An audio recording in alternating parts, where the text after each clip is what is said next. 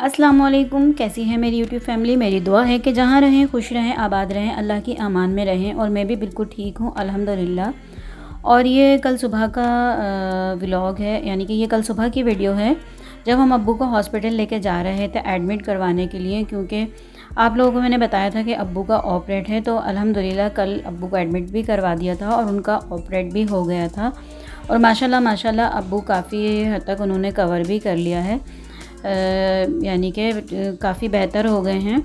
और माशाल्लाह से अब्बू की उम्र जो है हमारे 80 इयर्स ओल्ड हैं अब्बू, यानी कि 80 साल के हैं। फिर भी आप देखिए, ये देखें अब्बू हैं माशाल्लाह से। और ये वीडियो कॉल पर अब्दुल्ला से बात कर रहे हैं। और यानी कि अब्बू जो ना ऑपरेशन थिएटर से अभी बाहर नहीं आए थे, यानी कि रूम में शिफ्ट नहीं किया था और होश में भी आ गए थे और तब से ही माशाल्लाह एक्टिव हैं। तो बस आप लोगों की बहुत दुआएं थी और हम सब घर वालों की भी बहुत दुआएं थी, जिसकी वजह से अब्बू जो है इतनी जल्दी अब्बू ने रिकवर किया। और यानी कि अल्लाह पाक ने उनको इतनी हिम्मत दी कि देखें इतना बड़ा ऑपरेट था अब्बू का और अब्बू माशाल्लाह से एक्टिव हो गए दोबारा से। लेकिन यह है कि थोड़ी बहुत तो तकलीफ़ होती है जो कि रहेगी एज के हिसाब से। तो अलबस उसके लिए भी मैं आप लोगों से कहूँगी कि आप लोग अब्बू के लिए ज़्यादा से ज़्यादा दुआएं करें कि ताकि वो चाहें, बस वो उनको ये फ़िक्र थी कि बेटा पता नहीं मैं इस साल रोज़े रख पाऊँगा या नहीं रख पाऊँगा। तो बस हम उन्हें यही तसल्ली दे रहे थे कि अब्बू अगर आप ज़्यादा नहीं रख पाए तो कम से कम 10 रोज़े आपके छूट जाएंगे, या आप नहीं देखिएगा, अगर आपकी हिम्मत नहीं हो तो ज़्यादा पूरे नहीं रखें इस साल। और अगर हिम्मत हो तो आप लास्ट के 10 रोज़े रख लीजिएगा या 20, जैसी आपकी हिम्मत हो। तो फिर खैर वो एग्री हो गए थे इस बात पे, तो उन्होंने फिर ऑपरेट करवा लिया। और ये देख लिया होगा आपने कि कितने हमारे अब्बू माशाल्लाह से इस उम्र में भी एक्टिव हैं। उसकी मेन वजह ये भी है कि हम लोग अब्बू को किसी किस्म की कोई टेंशन नहीं देते, बहुत ज़्यादा उनका माशाल्लाह से ख्याल रखते हैं, हर बात में अब्बू को ही बड़ा रखते हैं, उनके फ़ैसले से चलते हैं। तो अल्लाह पाक ने हमें भी इतना ही नवाजा है। जैसा कि मैंने आपको अपने पहले व्लॉग में, यानी कि किसी और व्लॉग में बताया है कि अब्बू जो हैं मेरे ससुर हैं, लेकिन क्योंकि मेरे हस्बैंड वगैरह सब उनको अब्बू ही, उनके अब्बू हैं, उनके वालिद हैं, उनके अब्बू हैं, तो मेरे भी अब्बू हैं। तो मैं उसी दिल से उनसे मोहब्बत भी करती हूँ अब्बू से, और अब्बू भी कहती हूँ। तो बस उसी तरह मैंने सारी ज़िंदगी उनका ख्याल भी रखा है अपने बाप की तरह। और अब्बू भी मुझसे यकीन करें बेपनाह मोहब्बत करते हैं, मुझसे भी, मेरे बच्चों से भी बहुत इज़्ज़त करते हैं, मोहब्बत करते हैं, बहुत ख्याल करते हैं। तो बस यह है कि अब इसीलिए हम चाहते भी हैं कि अल्लाह पाक अब्बू को हमेशा ना हमारे सरों पे सलामत रखे। वरना तो आपने आजकल देखा होगा कौन पूछता है किसी बड़े को, बुज़ुर्ग को, कौन उनके फ़ैसलों से एग्री करता है।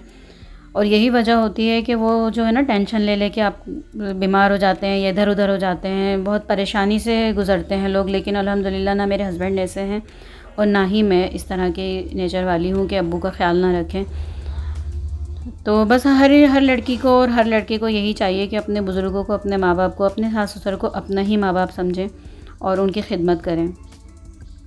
तो बस यहाँ तो ये अब्बू की, माँ बाप की और ख़िदमत की बातें हो रही हैं। चलें जी, ये जो मैं गोश्त लेकर आई थी, जब मैं आज घर आई हूँ तो फिर मैंने सोचा ऐसा ना हो कि मेरा जो मैं गोश्त अभी आपसे दिखाया था सारा कुछ के इम्तियाज़ से लेकर आई हूँ, और वो भी मैंने जो ना उसको पैकेट्स में से नहीं निकाला, ऐसा ना हो ख़राब हो जाए। तो बस मैं पैकेट्स में से निकाल के इनको वॉश करके, और जो इनके यानी कि कुछ कबाब बनाने थे, कुछ वो बनाने थे, तो अलग अलग करके पैकेट्स बना दूँगी। और ये देखें अलाइश कितना निकला है इसमें से, चिकन का भी और मटन का भी। ये देखें, अब ये मैं इनको कौवे को डाल दूँगी ऊपर, कौवे खा लेंगे, जो कि अब्बू के दोस्त हैं, जो कि अब्बू रोज़ाना उन्हें नाश्ता कराते हैं सुबह में अंडे और स्लाइस के साथ। तो बस वो भी हमने सुबह उन्हें करवा दिया था। अब्बू की जगह पर फैज़ी दे आती हैं बना के अंडा और स्लाइस भी कौवों को, क्योंकि पता नहीं किसकी दुआ से अब्बू ठीक हो जाएं, या हम में से कोई परेशानी आने वाली हो। तो जिस तरह कहते हैं कि चरिंद परिंद सब अल्लाह ताला की इबादत करते हैं, तो इसी तरह जैसे अल्लाह पाक ने फरमाया है कि भूखे को खाना खिलाना, तो हम बस यही नियत से जो है अपने चरिंद परिंद को दाना वगैरह डाल देते हैं। तो सबके ही मामूल में ये चीज़ होनी चाहिए। तो इससे ये है कि अल्लाह पाक परेशानियाँ ख़त्म करता है और ना घर में बीमारियाँ ख़त्म करता है।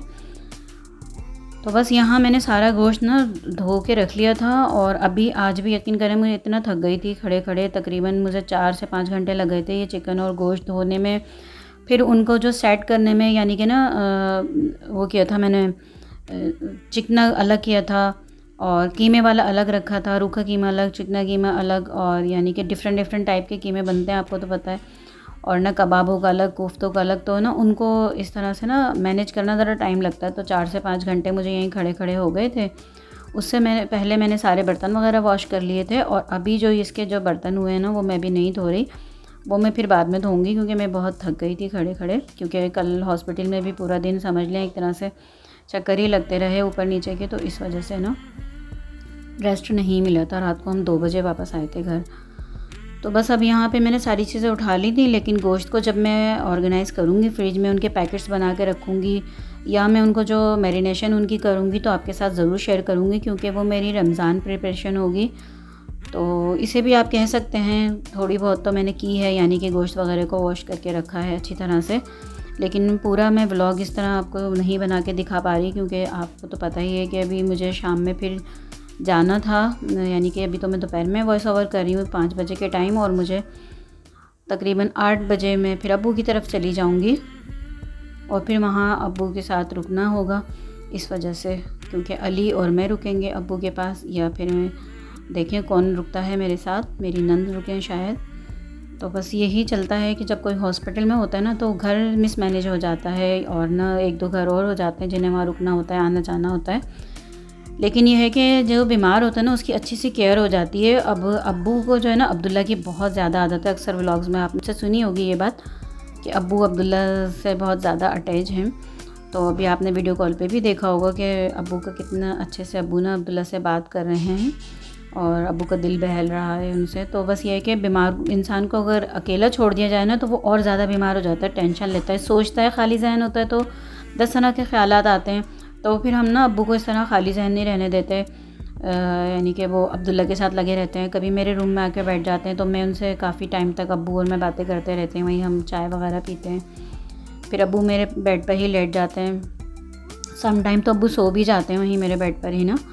तो फिर हम लोग जो है, क्योंकि अब्बू हमारे ना लाउड सुनते हैं, यानी कि अब्बू बिल्कुल भी नहीं सुनते। अब पहले तो सुन लिया करते थे थोड़ा बहुत, अब अब्बू के ना बिल्कुल ना कान समझ लें इस तरह से हो गए, बिल्कुल भी सुनाई नहीं आता। तो हम लोग इशारों में बात करते हैं, और माशाल्लाह अब्दुल्ला भी इतने छोटे हैं, वो भी अब्बू से इशारों में बात करते हैं, और अब्बू भी उनकी बात समझ जाते हैं और वो अब्बू की बात समझ जाते हैं। तो बस बच्चा जो भी देखता है ना वही सीखता है।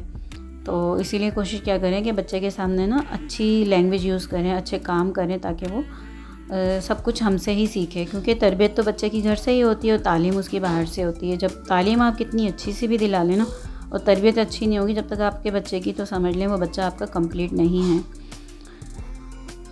तो बस डिफरेंट आपसे टॉपिक पे बातें चल रही हैं। मुझे आज कुछ समझ ही नहीं आ रहा कि मैं काम क्या करके दिखाऊं आपको, और मैं आपसे बातें क्या करूं। तो बस मैंने इस काम को ना फास्ट फॉरवर्ड नहीं किया, क्योंकि अक्सर वीडियोस में आपने देखा होगा मैं इस काम को, यानी कि धोने धुलाने को, बर्तन धोने को, इसको मैं फास्ट फॉरवर्ड कर देती हूँ, क्योंकि मेरे पास अभी कोई वीडियो नहीं है आपके साथ शेयर करने की। 2-3 दिन से अब्बू की वजह से कल भी मैंने छोटी सी शॉर्ट वीडियो भी आपने देखा होगा, मैंने बहुत छोटी सी वीडियो अपलोड की है, जो कि मैंने पुरानी मेरी वीडियो थी उसी को मैंने एडिट करके अपलोड किया था। वहीं हॉस्पिटल में बैठ के मुझे टाइम मिल गया था, वहीं से मैंने अपलोड कर दी थी, क्योंकि नागा नहीं करना होता इसमें।